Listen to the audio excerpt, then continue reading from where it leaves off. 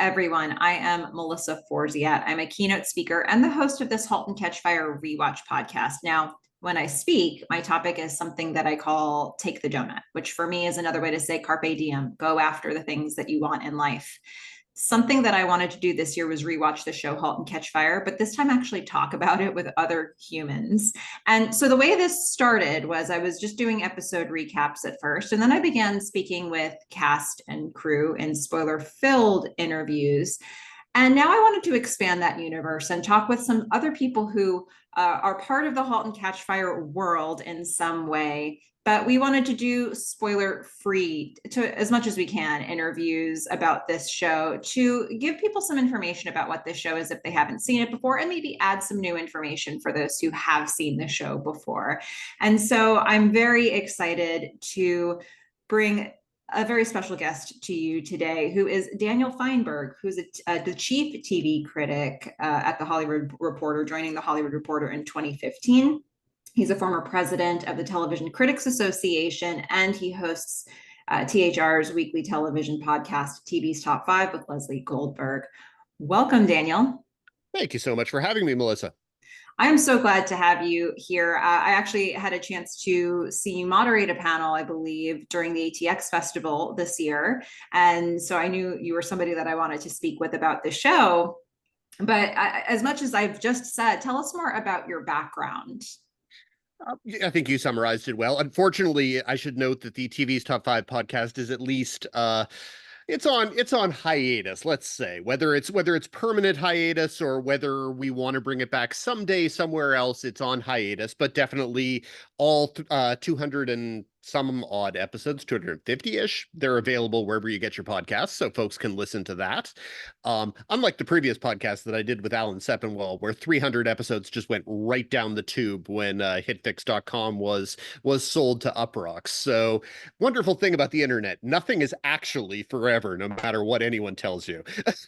Oh, that's devastating. I have most of them in some form on various hard drives, but I definitely do not have all of them. Every once in a while, someone on social media will tell me that they actually have all 300 episodes, which is both wildly flattering and wild to hear, but people say they have them, so what do I know?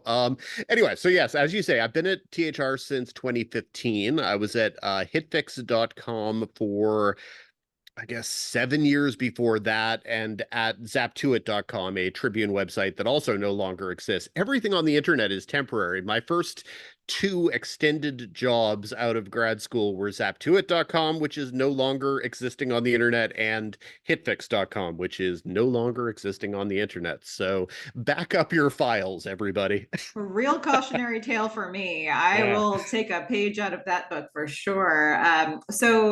Or I won't. Save the things that you think are important, but also, like, I feel like we're constantly not reassuring, we're warning the kids, as it were, that everything that's on the internet is forever. And probably the things you don't want to be on the internet forever absolutely will be on the internet forever, but the things that you cherish, sometimes they're weirdly ephemeral. So everyone save the things that you want to keep saved. Well, I'm so glad we started off with this very important PSA for Daniel Fienberg. I try. Which feels appropriate given the show that we're going to talk about as well. I know that you were covering Halt and Catch Fire while it was airing. What was your journey with this show? Oh, I was covering it from the very beginning. I remember going to the Four Seasons in Beverly Hills before the show launched and doing sit-down interviews with the four main cast members and with Jonathan Lisko, who of course was the showrunner, longtime producer on the show. But in the early days of the show, even though the Chris's, Rogers and Cantwell, were the creators of the show, Jonathan Lisko was sort of the forward-facing face of the show because he had done a bunch of television. He was very comfortable with the press. And so those were the people who they put forward. So I was doing coverage of the show and doing interviews with the show from before it premiered, and then did more interviews with the cast and crew at different points. I'm trying to think if I ever interviewed the Chris's while the show was on. I talked to Jonathan a few times in the early years, but it was lots of stuff to cover on television. But then, yeah, I watched the show all the way through, and the show kind of kept moving up my respective top 10 lists in its various years. The first season it wasn't on a top 10. Second season I don't think it was. I think the third season it was like 8 or 9 on my list. Then the fourth season was 2 or 3 on my list.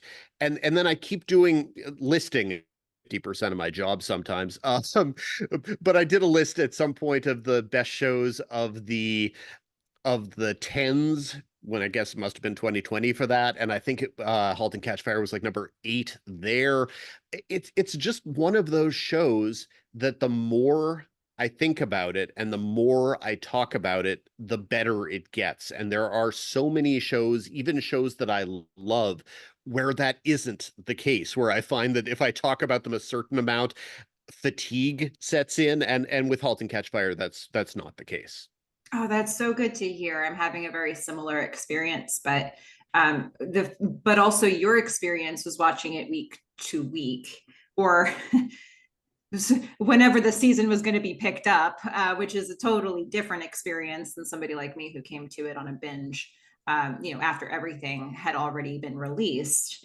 So, we've covered a bit about, you covering this show for work.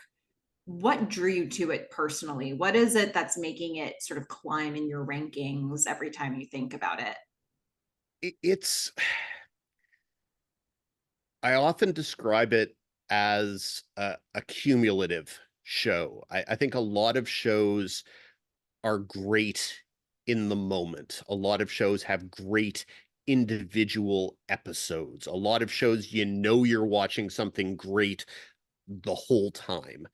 And I don't think with Halt and Catch Fire, I knew I was watching something great until the third season.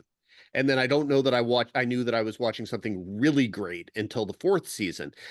But it was, for a long time it was okay, this is entertaining, this is interesting, this is a world that I haven't seen before in a cast that I like. And that was enough. But the thing that, everyone has to keep in mind is that if you were watching the show live at the time, you were watching it when the conversation was dominated by Mad Men, by Breaking Bad, by the kind of biggest of the post Sopranos peak TV prestige TV shows.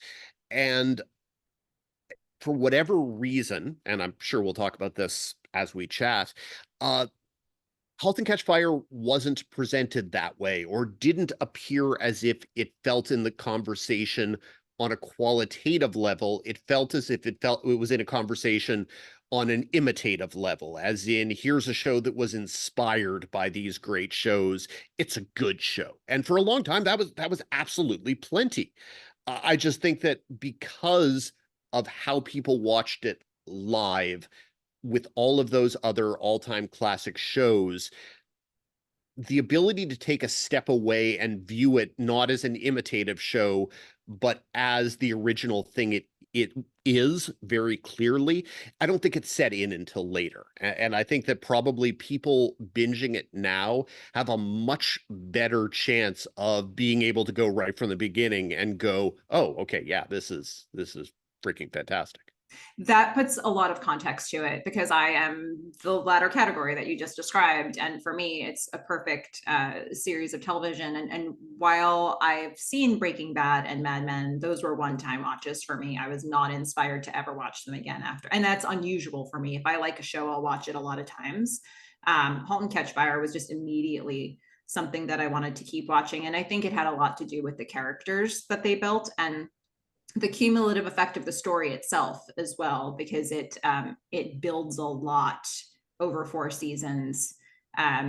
So it's just so interesting to hear you talk about that context. Now, to talk about the characters themselves, so just to give people some background, if you haven't heard of the show before and you're brand new to it, it follows, let's say, 5 main characters as they come up with ideas on the cutting edge of technology from 1983 to 1985. 1994. And we start out with personal computers on that. We stay basically within the realm of the computer industry. And everything that was really happening from 1983 to 1994, that's what they're working on in this show. So if we orient people with the characters themselves, I'm going to just quickly describe each one like with a sentence, and then I'd love for you to describe that character for me. And the challenge, of course, here is how do you stay spoiler free? That's the fun task that we have ahead of us here. So let's start with Joe McMillan, who's played by Lee Pace. He is, let's say, the visionary of this group. How would you describe Joe? Well, the easiest way to describe Joe is the wrong way to describe Joe. And that's still what I'm going to do, because the easiest way to describe Joe is that he is/was a 1980s Don Draper. That was the way that every single review of this show described him when it came out. That was just the way that people were able to process him. And you have to, if you haven't watched Mad Men, you don't necessarily know what that implies. But basically, either he's a visionary or he's a con man. And the great thing about the show is that he isn't sure which of those two things he is. The show, I think, probably by the end becomes more sure, but I would say that for at least 2.5 seasons, the show is not completely sure. And I don't mean that in a the writers don't know what they're doing kind of way. I mean that in the writers are dealing with a character whose behavior is driven by something very ephemeral. And it's not as simple as he wants to build the greatest personal computer, or he wants to be a millionaire, or he wants to get revenge on his father because he has daddy issues. So I think the character is trying to figure out what motivates him, and I think the writers were as well. And the sincerity or lack thereof of the character is always in doubt, and that's why he's a great character.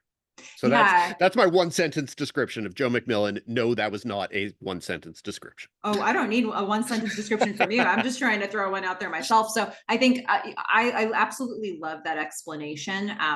Again, with all of the backstory of when you started watching and how you feel about it now, one of the tasks that we've been doing in the Rewatch podcast is sort of positing the theory that Joe McMillan changes between season one, the pilot and the finale of the show. But if he changes, where does he change? And so it's been a really interesting exercise to go through and say, oh, is he changed here?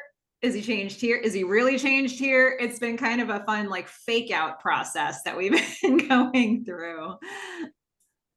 Figuring out the character's sort of core value, I guess, on a dramatic level, or core values on a moral level, it's hard to do. And I don't think it's consistent, but I think it's inconsistent in a way that is both extremely human and, most importantly, and this goes back to the cumulative description of the show, it's entirely driven by the choices he makes and the choices of the people around him and the choices of the people who he cares about. And that's what's notable, is he comes in as a vagabond who doesn't care about these people. Over the course of 4 seasons, he grows to, but that doesn't mean that he can't stop himself from hurting them, because he's driven by other things too.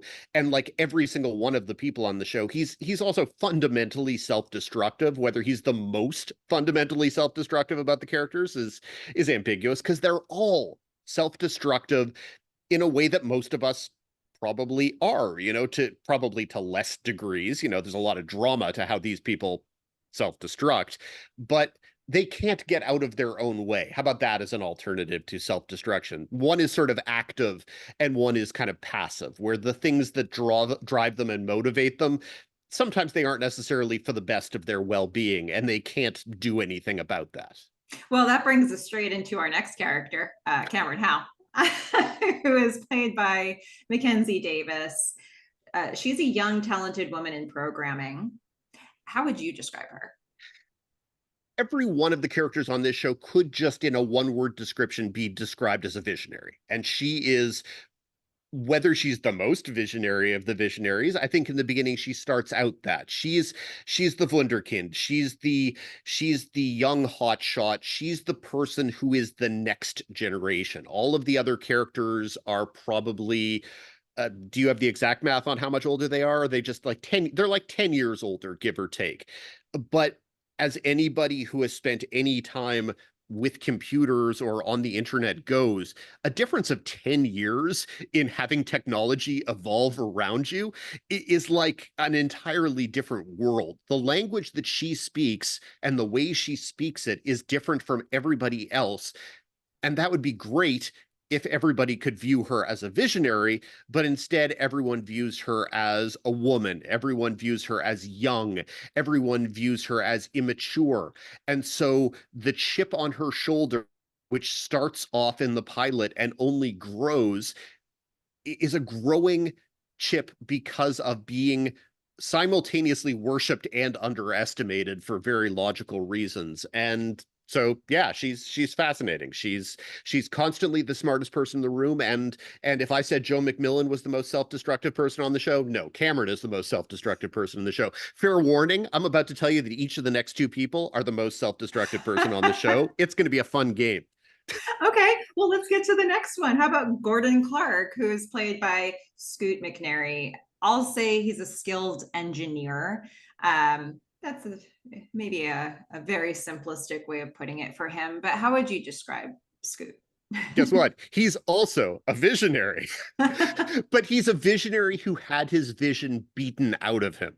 As we begin the story, he and his wife, who we'll talk about in a couple seconds, are still smarting from the fact that they were ahead of the curve and everything went wrong, that they had the answer and they couldn't get it out there and everything passed them by. And now he is an entirely dead-ended salesman at a dead-ended computer company, and yet he remembers the person he used to be. He remembers the computer that he almost built. He remembers the failing. And so he's driven not necessarily by the brilliance anymore, but by the fact that he failed. And he doesn't believe anymore that he's going to get a chance to succeed. And because he doesn't believe that he can succeed, he's the most self-destructive person on Halt and Catch Fire, because he's just certain that anything he does, he is going to screw up. And he more than anyone else, I think he goes out of his way to screw things up. And without spoiling anything, he's just some people accidentally are getting in their own ways and doing stupid things in this core cast. He's really kind of going out of his way to mess things up. And it's both tragic and hilarious to watch at every point, and really just heartbreaking at So times. if you're keeping tally, currently, Gordon Clark is the most self-destructive character. But hey, let's talk about Donna Clark and see how that goes. Donna Clark is played by Carrie Bechet. She's a hardware expert and a project manager professionally. Also, I guess we need to put the word mom in there as well, because I think that's a big quandary for her in the show. How would you describe Donna? Oh, as we meet her, she has decided that she needs to prioritize being a mom. She's decided that if if Gordon has decided that as a result of his lost dreams, he's stuck in a cubicle, Donna has decided that as a result of her lost dreams, she's stuck being a mother. And she loves her daughters, but she's constantly aware that she's in a job where she's smarter than anyone else in the room with her. And there's just no outlet whatsoever for her brilliance. And I think she's a different kind of brilliant and a different kind of visionary from the other three. She probably is more of an entrepreneurial genius ultimately as she goes along. But you see from the very first episode, and this is the pivotal Halt and Catch Fire scene for me. It's the scene that a lot of the negative reviews of the show when it came out missed entirely. The scene of Donna fixing the speak and spell in the pilot of Halt and Catch Fire is one of my five favorite scenes in the show, and it is such an astonishing piece of instant, effortless character development. And this is spoiling only something that happens 30 minutes into the pilot, so it's totally okay to have it spoiled. The girl's speak and spell is broken, and it's either throw it out and get a new one, or she takes out her darn screwdriver. And in the context of having a mothering conversation with these two girls, she fixes it effortlessly. And it's this moment where, if you're paying any attention, you see who this woman is. And I think a lot of people didn't. I think there was a lot of talk coming out of the pilot that the women on the show were either the wild sex pot Cameron or the exasperated wife and mother Donna who stepped on her husband's dreams. And she's so much more complicated than that. But she's also driven by being underestimated, a lot like Cameron, and she is willing to make choices that hurt the people around her if they're the right choices for what she wants to get. So, do I think she's more self-destructive than Gordon? Probably not, but she's very self-destructive also. Sure, sure. Well, okay. Just for fun, let's see what you think about John Bosworth, who's played by Toby Huss, who is a salesman in the show. How would you describe Boz? He's just an old-fashioned good old boy Texan. He's got no interest necessarily in the thing that he's working on. He's just a salesman. He knows the people at the country club. He goes out and watches football every weekend. He is good at his job, but he has no interest whatsoever in the company that he's working for or the technology that he's selling. He wants to get out with a mid-sized pension and see his kids married successfully, and that will be enough for him. And suddenly into his life comes this lunatic visionary, Joe McMillan, who brings another lunatic visionary in Cameron, who turns his uninteresting milk toast salesman Gordon into a visionary, and suddenly his world is turned upside down, and every choice he makes is not a choice he could have imagined making from the pilot of the show. So good.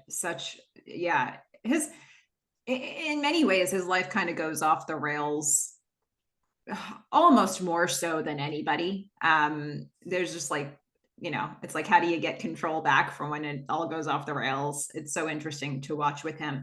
Just the way you describe this show and these characters, your passion for the show, your love of these characters is very clear. For you, when you explore and when you were exploring these characters deeply for work, but when you think about them now as well, who is the most interesting for you and why?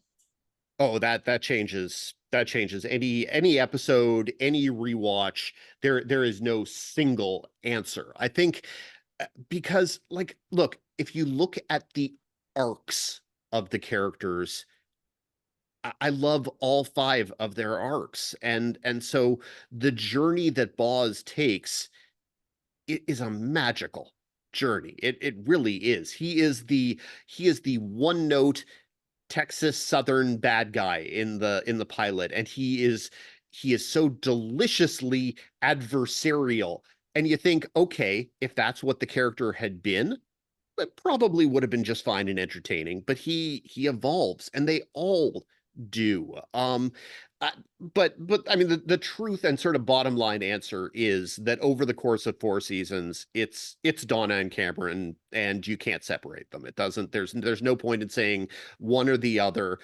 The show is, I would say, the greatest television depiction of female friendship and partnership that has ever been produced. That relationship is the show, and it's magical. Uh, yes.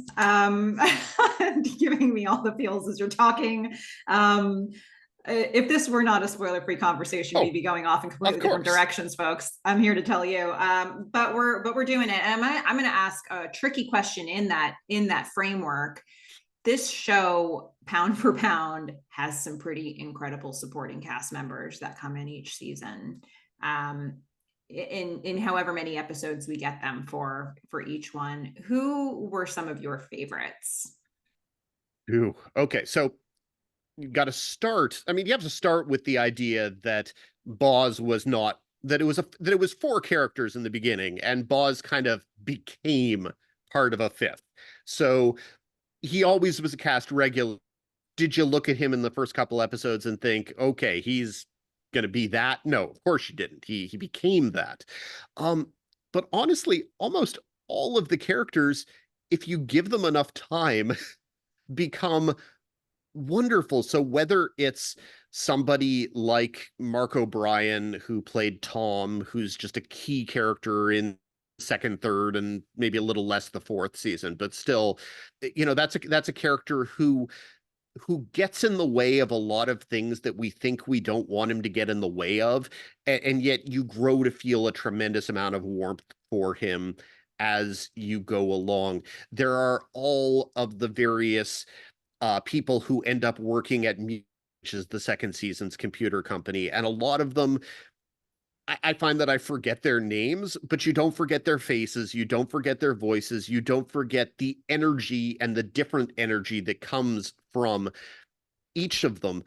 But as you get to the final season, I would say that the person who I constantly want to single out is Susanna Skaggs, who was a late addition to the cast. She steps in as one of Donna and Gordon's daughters.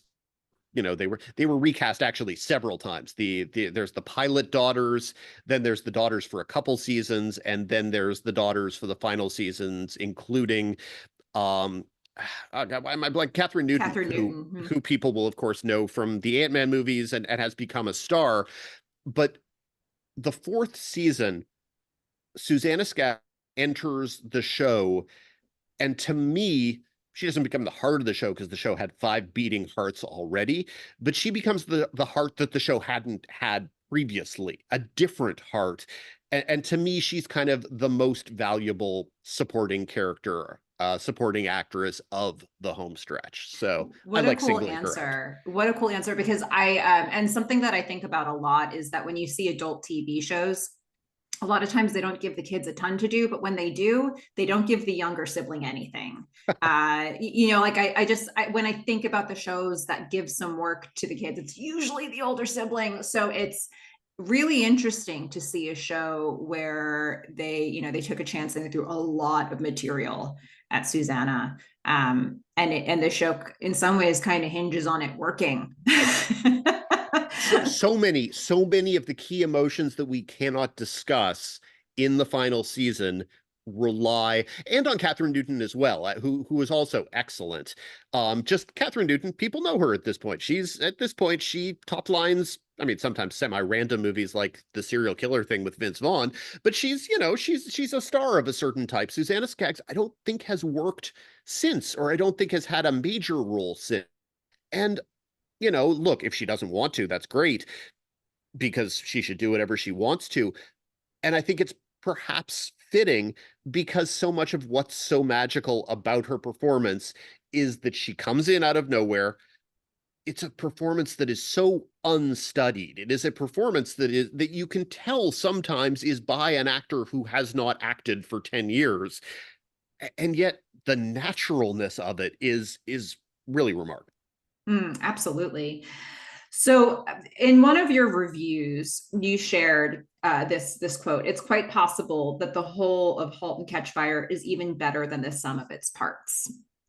What did that mean for you? It goes back again to the cumulative idea because the show it's a process show. I refer to certain kinds of shows and movies as process shows, or it's just really invested in what the people are doing, more so than big plot twists or surprises. The show has those things, but it's really more about the granular nature of the activity that they're involved in. Like For All Mankind on Apple is one of the very few shows at this moment that I have compared to *Halt and Catch Fire* before and would do again, where it's a process show. An example of a process movie would be something like Zodiac. Which is a movie where it's a long movie, and if you know anything about the Zodiac killer case, There's not going to be a grand, we caught him, everyone thing at the end. So instead, it's this endless movie about people doing their jobs and sometimes failing. And I think Halt and Catch Fire is like that. It's a show where you know that these people, spoiler alert, everyone, they're not going to become Steve Jobs. They're not going to become Bill Gates, because if they do, that's cheat. It's a horrible cheat. And the Chris's were smarter than that. They weren't going to have these people suddenly become, the famous people who we know actually did these things. So you know at every point that something is going to get in the way. Even if they become successful, even if they have the big breakthrough, something is going to get in the way. And so it's not going to become a show where it's 4 seasons about 4 people who invent the internet. That's kind of like a subplot where they invent chat rooms. Like, okay, sure, great. But that's not going to be the thing that the show is. And so it isn't about the big thing that they achieve in season 1. It isn't about the big thing they achieve in season 2.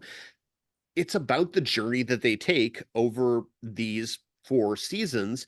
And yeah, that's why I described it as the whole being more than the sum of its parts, because I'm good friends with Alan Sepinwall, who's the chief TV critic at Rolling Stone, and who's also a TV Halt and Catch Fire fan. And he was just doing a Rolling Stone list of best episodes, and we were talking about Halt and Catch Fire, and I threw out a couple episodes, but the truth was, I just don't think it's that kind of show. Like, there are great episodes of Halt and Catch Fire, but I don't think of it in terms of that was a great episode, or even that was a great arc. I think of it as that was a journey, that was a character arc over 4 seasons. That was a plot arc over 4 seasons. That's how I think of the show. And that's different from most shows, even most great shows, which sometimes can do both. Like Mad Men is definitely a show that has spectacular individual episodes and spectacular long-term arcs. And maybe that's why, if I'm listing the 2 or 3 or 4 or 5 shows that I think are quote unquote better than Halt and Catch Fire, that might be why I put Mad Men in that particular category. But it's still such a significant thing to get to the end of a show and to feel like nothing was incidental, that nothing was left behind in terms of impact of decisions and choices and mistakes. And so many shows want to forget about a character mistake, or, to use a completely irrelevant example, a show like Gossip Girl, which could have Chuck Bass attempt to rape a 13-year-old girl in the pilot of the show and sell his girlfriend for a hotel in 4 seasons later, and then he's pretty much the hero when you get to season 6 or 7, with no legwork having been done to do that, and the missteps having been completely and totally forgotten.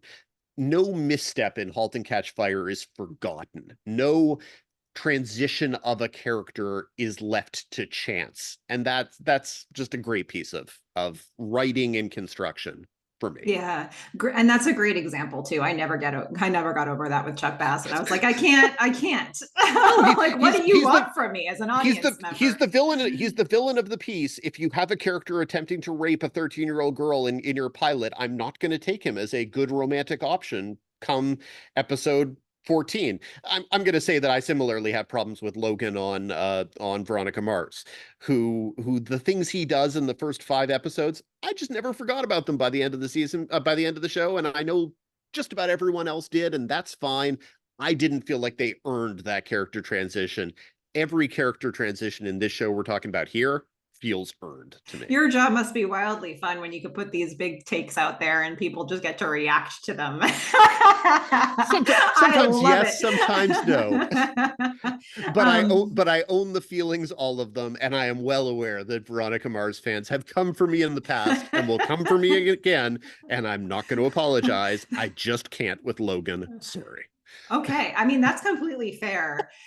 In a show where nothing is by accident, where nothing, everything is intentional, like you were just saying, What is at least one other department that you would want to acknowledge aside from the cast themselves? Because we've been talking about the cast, but this show has so many elements to it. What's one that you really want to shine a light on as having done good work? I mean, it's the big one, and it's obvious. *Halt and Catch Fire* is one of the best directed shows ever made, and it starts with Juan Jose Campanella, who directed the pilot and directed the finale and a bunch of episodes in between. But just all of the subsequent directors who were part of the family, some of whom are names that you completely know. Someone like Karen Kusama, who directed, basically she came in for like one episode per season, and it's like the best episode of almost every season. But you look at the roster of directors, and of course, this is kind of the benefit of being as part of the prestige TV, peak TV era. If the downside is that it was a show that was overlooked because of all the bigger shows, the upside is that this was a show that was just able to get the best of available directors and give them the best of opportunities to tell stories. And so many of the directors, some of them are people who had been directing on prestige shows before. Others of them, it was kind of the first time they did television. It was a show that from the very beginning was trying to employ female directors, which at that particular moment, some shows kind of just forgot to do. *Halt and Catch Fire* never did that. Mentioning Karen Kusama again, but much more than that. The directing stable of *Halt and Catch Fire* is so remarkable, that would be, I mean, it's the most obvious department there is, but it's still a thing that goes under discussed with this show, I think. Oh, well, I'm so glad that you shared it there. In terms of your world right now, I know you had a chance to say a little bit about what you've been doing at the top of this, but for those who want to follow your work, is there anything that you want to plug, anything that you have coming out or that you're working on that you want to make sure we look out for? Oh, I mean, folks can just follow all my content on the Hollywood Reporter. It's two or three full length long reviews per week, basically, and the television, it does not stop, and people can get more of my kind of littler thoughts. I have a weekly newsletter on the Hollywood Reporter. It's a free newsletter called Now See This, which comes out every Friday. So some things I say 1,300 or 1,400 words on, other things 100, 125 words. It's nice to have different outlets. But yeah, so most of my content is on Hollywood Reporter, and then people can find me on, I guess these days, social media wise, mostly on Blue Sky. That's kind of where I threw my lot when I decided I didn't want to be on Twitter anymore. So yeah, mostly on Blue Sky, where I am at the fine print FIEN, and you can find me there. Wonderful. Well, I hope everybody checks out some of those resources that you just shared. Thank you so much, Daniel, for taking some time to reminisce about this show, to illuminate some people who maybe don't know about it yet, or just to add another color for people who are pretty familiar with the show already. So I really appreciate you taking some time for this. Total pleasure. This is a fun thing you're doing. Absolutely is. And to everybody who is watching this, please go out there and watch *Halt and Catch Fire*. Bye, everyone.